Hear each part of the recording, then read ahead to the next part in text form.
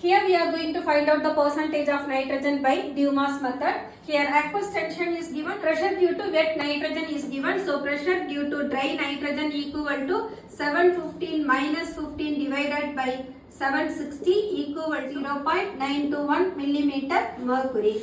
Now we know the relation PV equal to nRT or N equal to PV by RT. Pressure is 0.921 into volume ml ல கொடுத்திருக்காங்க அத லிட்டர்ல convert பண்ணிக்கணும் divided by 0.0821 into temperature 300. So number of moles of nitrogen equal 0.0021 mole. So இதுல இருந்து நம்ம mass of nitrogen calculate பண்ணலாம். So mass of nitrogen, number of moles of nitrogen into its molar mass. For percentage of nitrogen equal to mass of nitrogen divided by mass of the organic compound into 100. So percentage of nitrogen equal to 16.5%.